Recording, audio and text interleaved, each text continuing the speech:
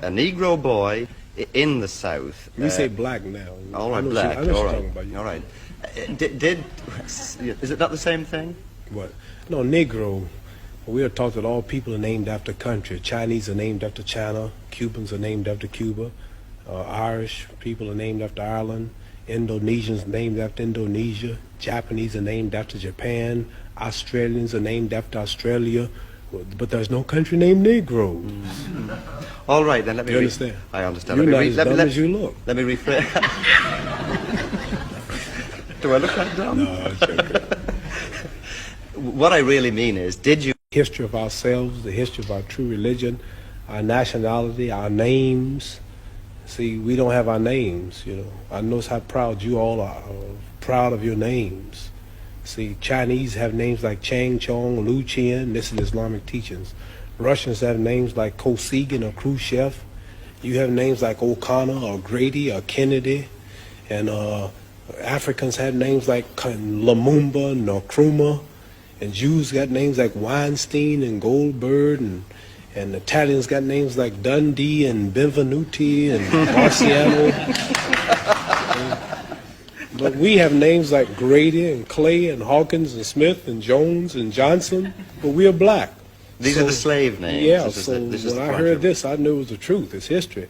So Mohamed Ali is a beautiful black name of our ancestors. So when I heard this, I just had to walk out of the church and Christianity because they never taught us our true knowledge. Then they told me how we were brainwashed in America. We see Jesus, he's white with blonde hair and blue eyes. We see the Lord's Supper, all white people. We see the angels in heaven, all white people.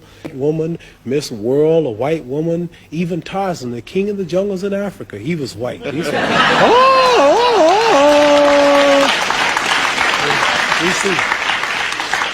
We see a white man swinging around Africa, with a diaper on. He beats up all Africans and breaks the lion's jaw. And then the Africans been in Africa for centuries. But he can't yet talk to the animals. But Tarzan, all of a sudden, some goat raised him up and he can talk to the animals. So I'm just showing you how the black man in America has been whitewashed his mind. And then we look at the good cowboys. They rode the white horses and the president lived in a White House. They got TV commercials. White House cigars, white swan soap, King white soap, white cloud tissue paper, white rain hair rinse, white tornado flow wax, white plus toothpaste. The president lived in a White House, and the angel food cake was the white cake, but the devil food cake was the chocolate cake. Everything good was white.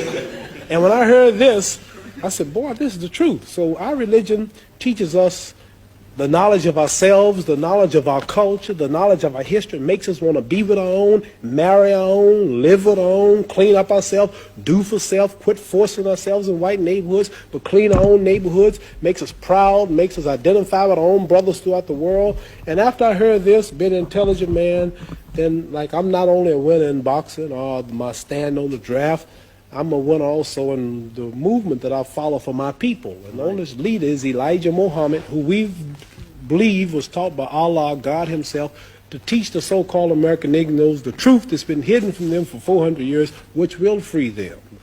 Has said something which perhaps a lot of us white people have misunderstood. Perhaps you can explain it to me. He said that white men are devils. Yes. What does he mean by that? He means just what he said, the deeds and the works of the man. He says the American devils. The lynching, the killing, cutting the black people's private out, sticking it in the mouth is what they did to us. Got a book called 100 Years of Lynching written by white men.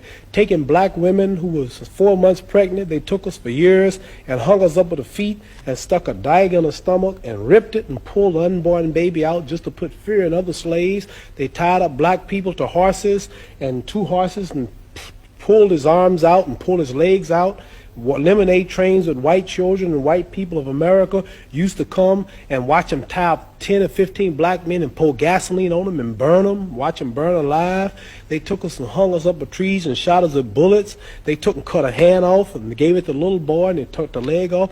And this is worse than the devil. All right, but... see, the devil, the preacher in the church taught us that the devil was up under the ground. Right. And he'll wait till he died before he burn us up. This white devil in America was worse because he burned us while we was alive. He didn't wait till we died. So what I'm trying to say is the deeds and the works. And I think this, if Elijah Muhammad can stand in America for 42 years before my little black self was born and say that the American white man is the devil, then the white man should get up and say you are a lie and carry him to court and say we are not the devil. Not one American, not one government official, one mayor, one senator, none of them will stand up and say that they are not devils and this man is lying. So what am I to do? Right. I believe it. Do you believe that every white man is a devil? I mean, Angelo Dundee, Harold Conrad? Angelo Dundee's Italian. He's got a lot of black blood in him. Harold Conrad's Jew. So there are exceptions. There are exceptions. No, listen. What I'm saying to you is this. I'm saying that Elijah Muhammad, our leader, teaches us this. And I believe everything he say. So it's not for me to prove that. You must remember, you have not lynched me. It wasn't the Germans that did this to us. It wasn't the white Canadians who's right on our border. He put emphasis on the American devils. He's missioned to America by God to preach the truth. So what I'm saying, let's say we got one white fellow in America who has proved that he means right. Let's say we got another one. White people have died in demonstrations for black people. Now, here's the position I'm in. Here's 10,000 whites coming to kill me. And in those 10,000, or let's say here's 10,000 rattlesnakes coming to bite me. And in those 10,000, there was 1,000 that didn't mean no harm. And I knew there was a good 1,000 snakes out there, but they all look alike. Now, what should I do? Should I keep the door open and let the 10,000 in, hoping that the 1,000 will unite and save me and one bite will kill me? Or should I just be safe and shut the door?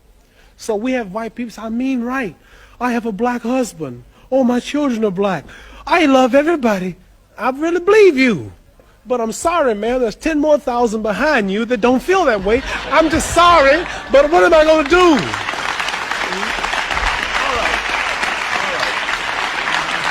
So I like to say this, that I know, I'll bet my hand on my family's life now, that there's some whites that mean right and sorry that they're from this race.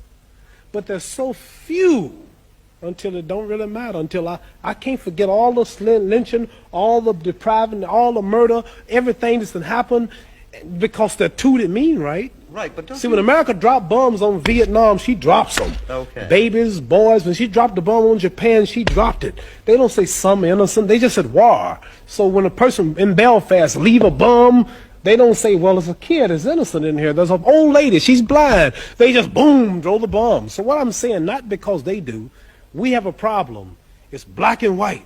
And maybe there's a few voices, I mean right. But there's so many that don't. So we have to look at the problem as a whole. I want to get that plain. I know there are whites that mean right. Okay. You yourself have some little white blood in you.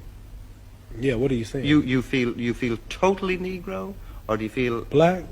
Yeah. Well, nobody is really totally. Like Chinese are yellow, they say, but they're not really yellow. They say, you white. Well, give me something white. You don't look white. Here's white. See, this is white. You're not white. You kind of pinkish. Okay. You're not white. See, that's white. Right. So I'm not black, but I'm considered black. But as far as the blood is concerned, some people say, you talk so bad about us in America. You have white blood in you. How did I get white blood in me? Well, you know, way back 100 and something years ago, the old slave master's wife used to get tired. And he would sneak back in old Granny's shack. And old Granny had big hips, and she was pretty and had a big breasts and big legs, and she was strong. She worked all day to clean up the white lady's house, raise the white lady's babies, and the old white lady was tired and weak, and old black slave was back there all strong, and he would slip back at night and close the door, and you know what he would do? I can guess. You can guess what he would do. And then here come me, half black. See?